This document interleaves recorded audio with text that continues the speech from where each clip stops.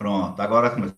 Bom dia, meus seguidores. É que eu tô fazendo umas gravações para meu canal, viu, gente? Aí eu tenho que estar agora youtuber e blogueiro e blá blá blá. Mentira. Bora lá. Bom dia, meninas. Não ri não, que é sério.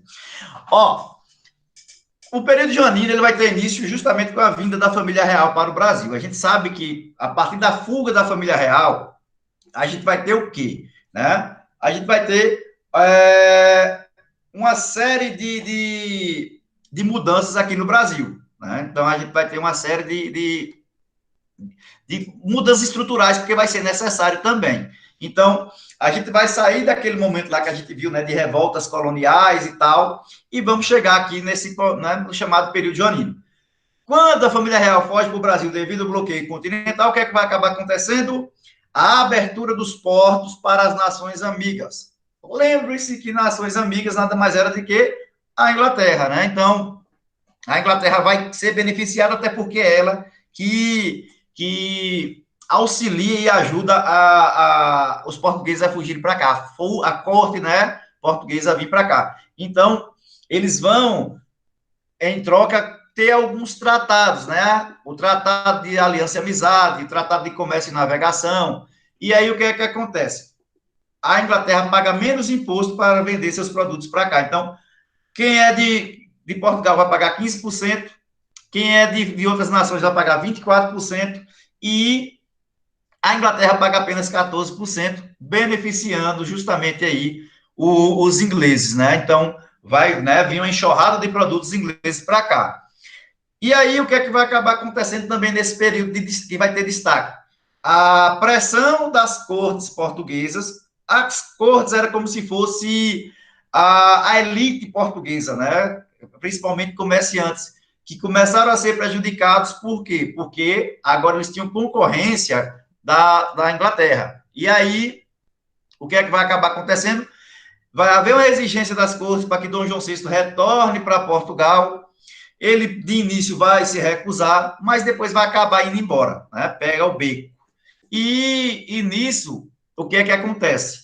Ele vai deixar o seu filho como príncipe regente, que é justamente o seu filhinho lá, Dom Pedro, né, de Alcântara, que vai se tornar depois Dom Pedro I, né? Ele só vira Dom Pedro I depois que ele se torna imperador, obviamente. E o que é que vai ter né, Lara gostou dos seguidores? Tutupom, esse Tutupom é novo, é? Estou olhando aqui as mensagens. Vou Tutupom também. E aí, Dom João vai embora e fica Dom Pedro como príncipe regente.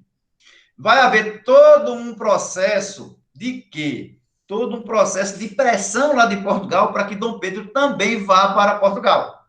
Ele, né, de início fica meio receoso, sem saber o que fazer, só que ele começa a ser convencido pelos brasileiros, pela elite comerciante brasileira.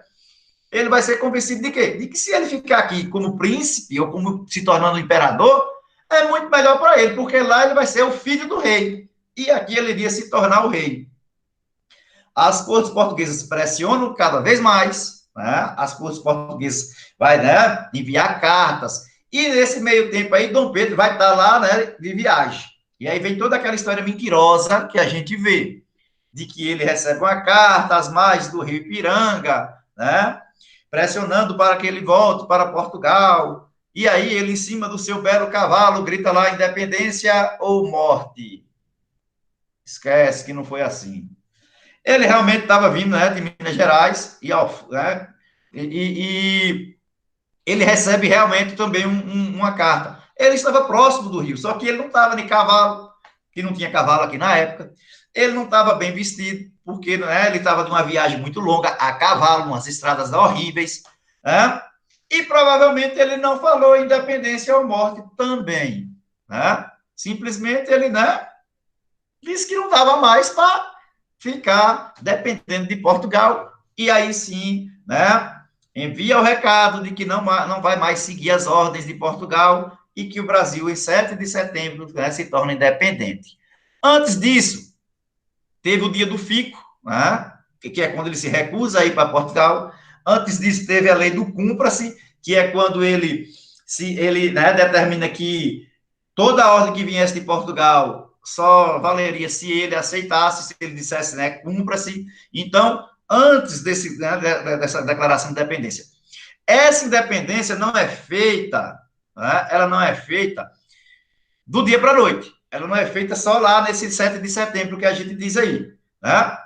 O 7 de setembro é uma data simbólica, vamos dizer assim, a data que ele declara realmente, mas a gente viu que teve as revoltas emancipacionistas, por exemplo, Inconfidência Mineira, Conjuração Baiana, tudo isso foi o quê? Não conquistou a independência, mas acaba gerando a independência, porque é um processo, né, de independência. Por isso a gente fala processo de independência. Essa questão aí de, foi tudo no 7 de setembro, não existe. Né? A Inglaterra pressionava já o Brasil para se tornar independente de Portugal também, porque seria interessante comercialmente para eles, é tanto que eles reconhecem essa independência e tudo mais. Coceira nesse nariz. Bora lá. Vamos agora aqui entrar no slide. Sim. Dúvidas em relação a esse processo aí? Tá de boa? Tudo bom, como diz Guilherme aqui, meninas e meninos. Tá tranquilo, de boa. Beleza, então. Bora lá, vamos pro slide. Qualquer coisa já sabe, né? Ativa o microfone, porque eu não vou estar vendo as mensagens agora. E aí, quando ele declara independência, lá em 1822, nós vamos ter início aí, ó, o primeiro reinado, né? Que vai de 1822 até 1831. Espera aí, ó. Boa noite, Kathleen. Então, a gente vai ter início o primeiro reinado, né? Que é, aí sim, o Brasil independente. Aí aquela história, né? Nós nos tornamos independentes politicamente, porque economicamente nós continuamos dependentes da Inglaterra, né? Por que dependente da Inglaterra? Porque a Inglaterra vai justamente, né, ajudar e auxiliar nesse processo de independência, empresta dinheiro para o Brasil para pagar a indenização para Portugal. O interessante é que Portugal explorou, roubou, e quando é para aceitar a nossa independência, ainda quer 2 milhões de libras esterlinas, né? É uma onda. Mas acabou que o Brasil pega o dinheiro emprestado com a Inglaterra para pagar Portugal. Portugal nem recebe porque já devia a Inglaterra, né? Então é meio complicado isso aí. O que é que vai acabar acontecendo? Tá aí agora, né, para a gente já entrar no slide. Ordem social e econômica do período colonial. Era o quê? O latifúndio, monocultor, agroexportação e escravista. Então, quando colônia, a gente vai ter essa estrutura, né? E aí é só lembrar do famoso sistema de plantation também. Isso, né? Era a ordem que era como o Brasil estava organizado nesse período. Né? Era uma nação agrária, obviamente, escravista, monocultora, principalmente, né, baseada na questão da cana-de-açúcar ainda. A gente vai chegar lá na fase do café mais na frente. E também o latifúndio, ou seja, a grande propriedade. Essa questão do latifúndio é uma questão atual, inclusive, e entra na questão de terra, né? Não há uma reforma agrária, e não vai haver uma reforma agrária, porque quem tem que fazer essa reforma são os donos das terras, né? Que são hoje nossos queridos deputados. E, obviamente, eles não vão fazer isso, eles não vão criar leis, né? Fazer políticas de reforma agrária, sendo que eles mesmos podem perder essas terras. Mas bora lá. Quando o Brasil se torna independente, nós vamos ter aí, ó, esse segundo pontinho, revoltas contra a independência. Por que revolta contra a independência? A Bahia, o Pará, por exemplo, tinha em sua maioria portugueses, eles eram dominados pelos portugueses. Aqui na Bahia, bora pegar a Bahia. A Bahia não vai aceitar a independência, né, em relação a Portugal, por quê? A maior parte era composta por portugueses, né? A elite era composta por portugueses. Então, de início, eles não aceitam. Então, o Brasil se torna independente, mas algumas regiões, como Bahia, Pará, Piauí, não vão aceitar. Né? Mais tarde, vão acabar aceitando. A Bahia só lá, né, quase um ano depois, no famoso 2 de julho, que a gente tem, inclusive, como feriado aqui. né, 2 de julho de 1823, a todo esse processo de luta para se separar de Portugal, né? Destaca-se aí algumas figuras, inclusive femininas, né? Como Maria Quitéria, né? Por exemplo. E aí, sim, finalmente o Brasil se livra completamente, politicamente, de Portugal. Nós vamos ter, inclusive, nesse período, uma revolta lá no sul, na província da Cisplatina. A província da Cisplatina era uma área que tinha sido anexada por Dom João VI, que pertencia antes à Espanha. Bruno, Oi? licença, eu fiz um comentário e tu não vê, né? Não, não vejo os Sobre, comentários, não. Vai pelo microfone, sobre, viu? sobre a Bahia não aceitar. Por quê?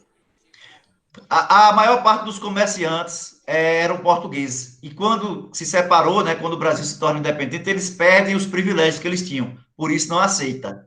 Ah, tá bom. Aí há todo esse processo ainda que dura quase um ano. Foi Certo. por isso. Obrigada. Certo. Galera, quando for perguntar, pergunta pelo microfone. Eu só estou vendo o slide aqui, eu não estou vendo vocês, não, viu?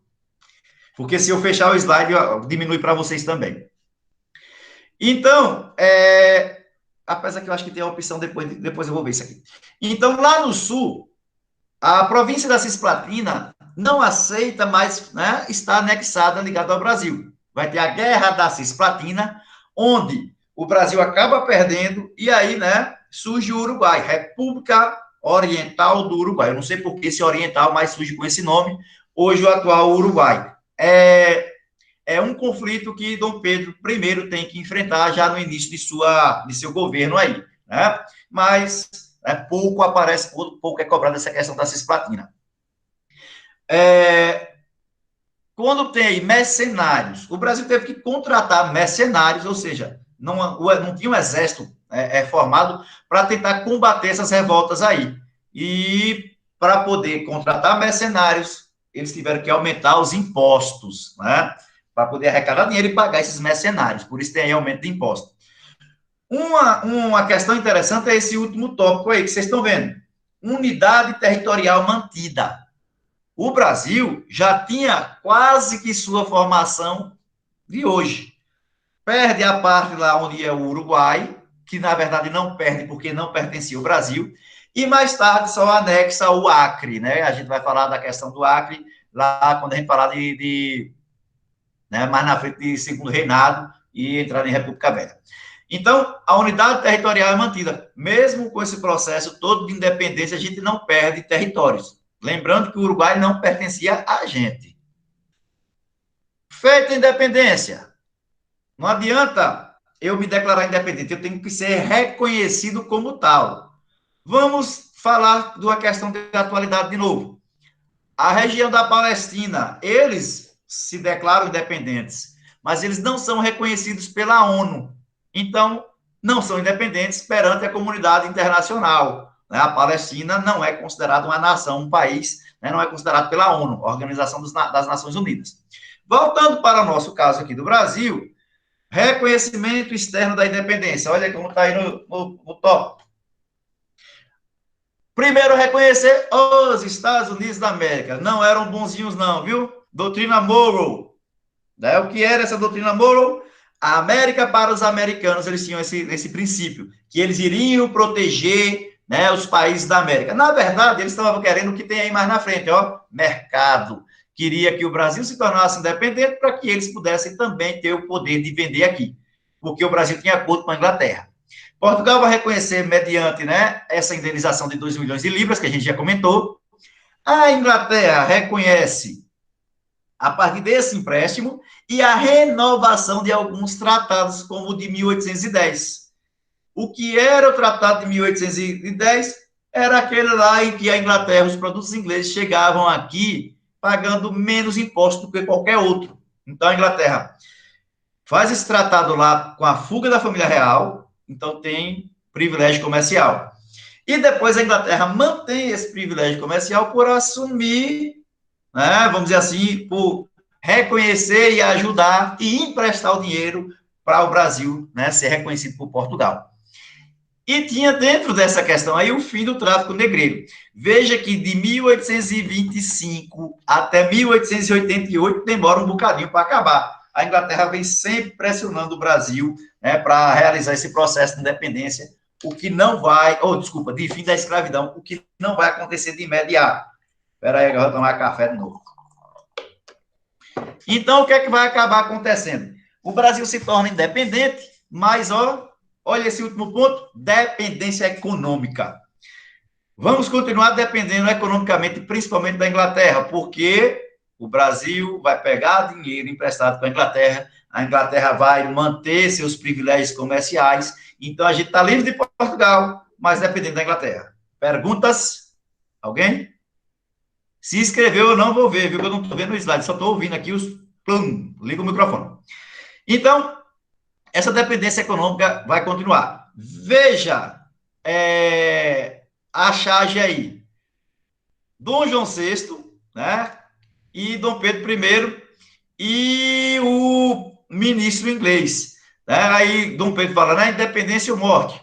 E o inglês está aí, com um saquinho de dinheiro. I want you, Brasil. Preciso de você, Brasil. Ou seja, eu te empresto dinheiro para poder continuar vendendo meus produtos. Então, a vantagem comercial, como a gente já citou, bora para frente.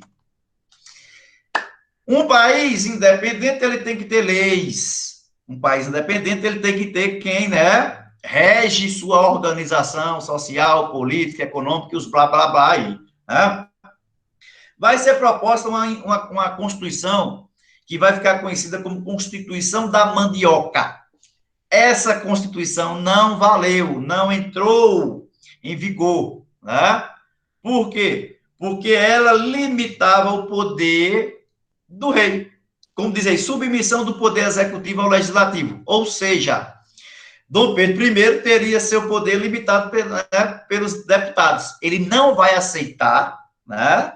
E ele não, essa Constituição não entra em vigor. Por que Constituição da Mandioca? Para ter direito a votar nessa Constituição aí, você tinha que comprovar a renda. A renda era medida através de alqueires de mandioca. Você tinha que ter pelo menos 150 alqueires de mandioca. Né? Então, não era para qualquer um ter 150 alqueires. Alqueires, né, é uma forma de medida, como a gente tem aí hectare, tarefa, tem alqueire também. Né? E aí, ela não entra em vigor. Dom Pedro contrata uma junta, né? É como se ele pagasse para um grupo fazer uma Constituição, que vai ser a de 1824. Ela é outorgada. Outorgada significa que ela foi imposta. Ela não foi votada. Né? Ela não foi sancionada. Ela foi outorgada. Outorgada porque foi, né, meio que à força, vamos dizer assim. Vai, né, estabelecer que o Brasil é uma monarquia constitucional, porque tem essa Constituição, obviamente, hereditária. É tanto que Pedrinho, filho de Dom Pedro I, vai herdar o trono depois, né? A gente fala mais na frente. A religião oficial é a católica, né? Como a gente está vendo aí. E a igreja vai estar ligada ao Estado. É como se fosse assim, o Brasil diz, nós vamos aceitar vocês como religião oficial, só que vocês vão ter que se submeter a algumas questões, que inclusive vai levar, né, mais na frente a queda lá do filho de Dom Pedro I, Dom Pedro II. Ele vai desobedecer algumas questões aí. Mas bora para o que interessa agora. A igreja está lá do Estado. Padroado. O que é isso? O padroado estabelece que as ordens do Papa só vão ser aceitas ou não se o imperador quiser. Se o imperador disser não quero, não aceito, não vale. Beneplácito torna a religião católica oficial do Brasil. Então, a igreja vai ser ligada ao Estado aqui no Brasil. É como se a igreja fosse um órgão do Estado, através do padroado e do beneplácito. Fiquem atentos a essa questão aí. 4 poderes. Isso vai, né, ser fruto de muita insatisfação. Por quê? Executivo, legislativo, judiciário, mas olha em negrito, poder moderador. O poder moderador dava ao imperador o poder de mandar nos outros 3, né? Então, nós tínhamos o quê? É como se fosse um absolutismo disfarçado, porque o poder moderador dava o poder do imperador de vetar leis, de mandar prender e tudo mais. Então, o executivo, que era dele, o legislativo, deputados e o judiciário, né, todos eram submetidos ao poder moderador, que era único e exclusivo do imperador. A charge já deixa bem claro a questão das leis, né? Veja que o povo, representado por esse cara aí que Dom Pedro está em cima, né, nas costas, está com uma bola de ferro no pé, e olha como é que a Constituição está, né, acessível a ele. Está aparecendo nossas leis atuais, né? Está lá muito bonitinha, muito bem estruturada, mas não é, né, não é válida, vamos dizer assim, não é cumprida como deveria ser cumprida ao pé da letra. Então, a questão bem interessante também é, né, o uso dessas leis aqui no Brasil. Será se elas servem ou não, né? Será que nós temos acesso ou não a essas leis? A gente sabe que não, temos que lutar para mudar essa questão aí. Nossos futuros juristas, né, têm que cuidar disso aí. Vamos passar para o próximo ponto. O voto era censitário e indireto. Censitário porque tinha que comprovar a renda. A renda, 100 mil réis aí, o mínimo. Então, você tinha que comprovar uma renda. Né? E indireto porque você não ia votar diretamente para eleger ninguém, até porque a gente era uma monarquia, né? E também, o que é que acontecia? Veja aí nessa ilustração, tá aí, ó, Constituição de 1824. Quem votava? Tá aí, ó, de cada 30 homens, 14 eram escravos e não podia votar. Então sobravam 16. Desses 16, 10 não tinha renda. Ou seja, não tinha uma renda mínima de 100 mil réis. Então não votavam. Sobravam, né? Sobravam 6. Desses 6, né, tá aí, ó, dos restantes 5 votantes escolhiam um único eleitor que votava nos deputados e senadores. Então, de um grupo de quem tinha direito a votar, esse grupo elegia um para poder, né, eleger deputados e senadores. Daí ser a questão de, né, indireta, o voto indireto. Ficou alguma dúvida aí? Não, né? Vou passar. Tchau. Se tiver, diga. Brincadeira. Para começar a falar da Confederação do Equador, observe o mapa. Se a gente pegar o mapa mundo, a gente vai ver que esses estados, Ceará, Rio Grande do Norte, Paraíba, Pernambuco e Alagoas, estão próximos à linha do Equador. Daí o nome Confederação do Equador, devido à proximidade desses estados, né, que na época era chamado de províncias, né, eles estarem próximos à linha do Equador. Qual é o objetivo da Confederação do Equador?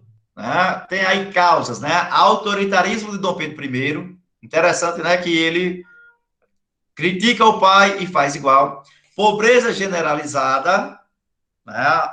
Éramos uma nação muito pobre, muitos impostos, ele, né, começou a aumentar ainda mais os impostos. Só que o principal motivo foi o quê? A questão da existência do poder moderador, né? Então, era uma revolta separatista, queria que o Brasil, né, queria que formasse uma nação chamada Confederação do Equador.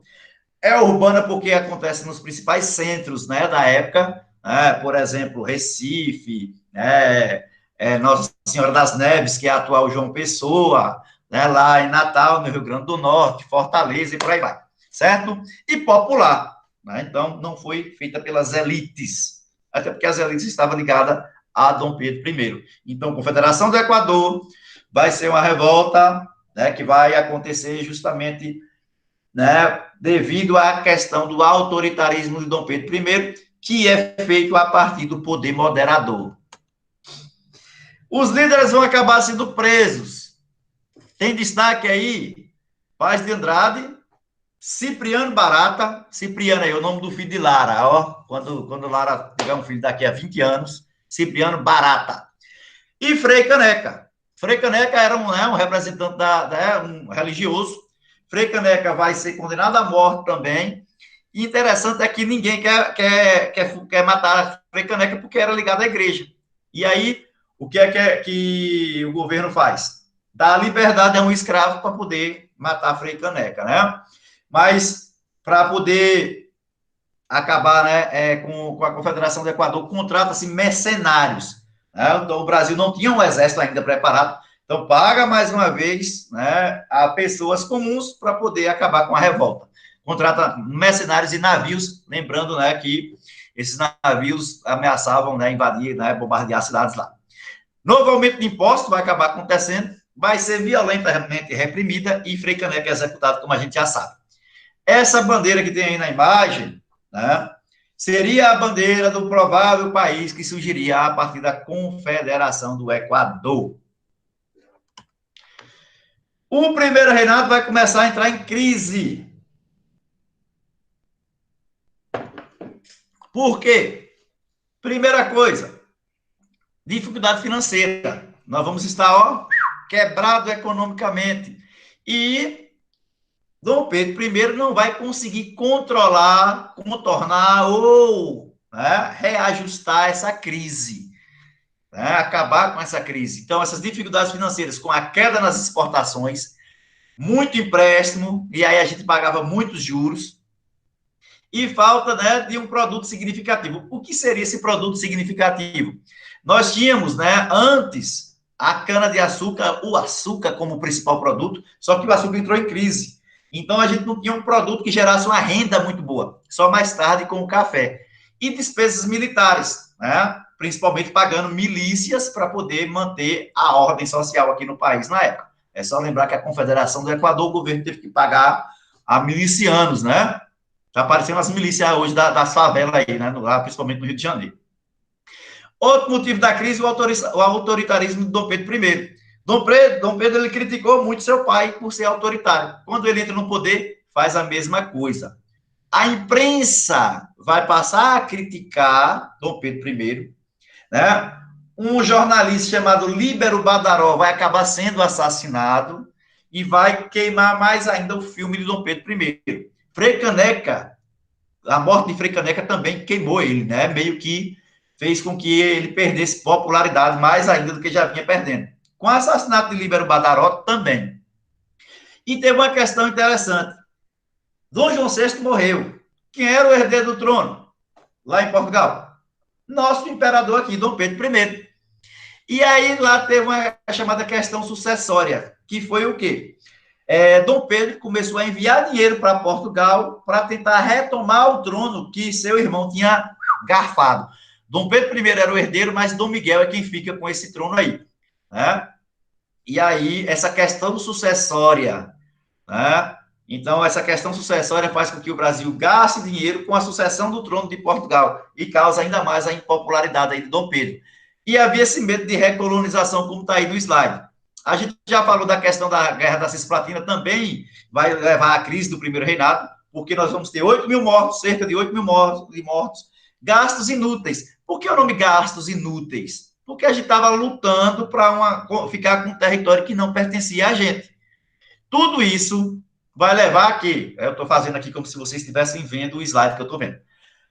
Tudo isso vai levar à impopularidade de Dom Pedro I. Então, crise financeira, autoritarismo através do poder moderador, crítica da imprensa, né, principalmente a partir do assassinato de Líbero Badaró, a questão sucessória de Portugal, que o Brasil se intrometeu não tendo mais ligação com Portugal, apesar de Dom Pedro ser o herdeiro do trono de lá, né? Então, tudo isso leva a uma forte impopularidade de Dom Pedro I, certo? Seguindo aqui, o que vai acabar acontecendo? Desregramento moral de Dom Pedro I. Ele perde a sua moralidade, né? Cuidado para vocês não perder de vocês, viu? E aí, o que é que vai acabar acontecendo? Ele vai começar a ir para várias províncias para fazer acordos, né? Para tentar, vamos dizer assim, limpar a sua imagem. Quando ele está voltando de Minas Gerais era São Paulo, esqueci agora. Voltando para o Rio de Janeiro, em uma dessas viagens, o grupo que defendia ele vai entrar em conflito com um grupo que era contra, na chamada Noite das Garrafadas, como tem no slide aí. Essa Noite das Garrafadas vai levar a uma pressão cada vez maior. Dom Pedro cria um ministério formado só com brasileiros para ver se faz as médias com os brasileiros, né? Porque ainda tinha uma ligação com os portugueses que ficaram aqui. Ele tira esses portugueses, coloca com brasileiros, não consegue limpar sua imagem. E aí, olha, 7 de abril de 1831, ele abre mão do trono e vai embora para Portugal, porque ele era o herdeiro do trono lá. Só que para não perder, né, o poder aqui, ele deixa seu filho Dom Pedrinho de Alcântara. Eu falei lá no início Dom Pedro de Alcântara, ele é Dom Pedro, né, com 300 nomes. Dom Pedro de Alcântara, com apenas de 14 para 15 anos de idade, fica como príncipe regente mais uma vez. Ele não pode assumir o trono porque ele é menor de idade. E aí, ó, os regentes. Daí a gente tem início chamado período regencial, né? Vamos voltar aqui, fechar aqui. Quem quiser ligar o microfone esteja à vontade. Então, galera. Professor, licença. Pois não, senhor. É no segundo reinado que entra o golpe da menoridade, né? Da maioridade. É da O maioridade. golpe da maioridade, ele vai acontecer durante o período regencial, que vai dar início ao segundo reinado. Ok, obrigado. Mais dúvidas? Não? Não, topíssimo. Tá andando mais rápido que na sala, viu? É porque não tem ninguém para estar atrapalhando toda hora. Não Mas tem é porque Zander assim... pra poder ir no banheiro. Pois é. Nem isso. Tá aí. Nem Ana Maria. Então, então, galera, é o seguinte. Realmente fica mais rápido, porque assim... Não fica tão dinâmico como é na sala, porque na sala a gente para, a gente anota, né? A gente faz uma série de intervenções. E também aqui, né? Fica muito chato se eu ficar aqui, né? 50 minutos só falando, né? Porque não há uma participação intensa como vocês fazem na sala. A gente vai estar continuando, esses conteúdos, eles não vão voltar. Eu não vou voltar, se, né? A escola quiser voltar e querer, né, dar aula em horário oposto, dar aula em horário oposto, ou final de semana, não sei como é que vai ser, a gente não sabe dizer. Esse assunto vai contar como dado. Por isso eu preciso que vocês façam o quê? Não viu o assunto hoje? Vai lá, estuda, e se tiver dúvida, né, tira essa dúvida. Não fique com a dúvida, não. Manda lá no grupo. De preferência, manda no grupo, porque pode ser a dúvida de outras pessoas também, e aí a gente já vai tirando essa dúvida também, certo? Então, terça-feira tem mais aula, viu? Eu aviso o horário, e vou mandar o link geralmente em cima da hora, porque assim, hoje mesmo, eu acabei a aula, né, há pouco com a primeira série. E aí, né, eu não podia estar parando para enviar link, não sei o que e tal. Então, vocês podem ter calma que eu vou estar sempre enviando o link. Belezinha? Alguma Beleza. questão? Ei, Não? Bruno, Oi. a próxima aula vai continuar sendo História 2? Próxima aula, nós vamos para a História 1, viu? Beleza. Para a gente não Valeu. atrasar, né? Então, História 1. Então, galera, tchau, tchau. Valeu, valeu. Fique com Deus. Valeu, prof. Manda o Valeu, slide professor. no grupo, por Até a favor. próxima. Não esquece E aí, um dizer diferente. Fique em casa. Eita, menina, não me dói Não é nada. vacina. Tchau, até mais. Tchau. Parar a gravação aqui primeiro. Muito bem. Sim, eu vou mandar os slides depois, viu?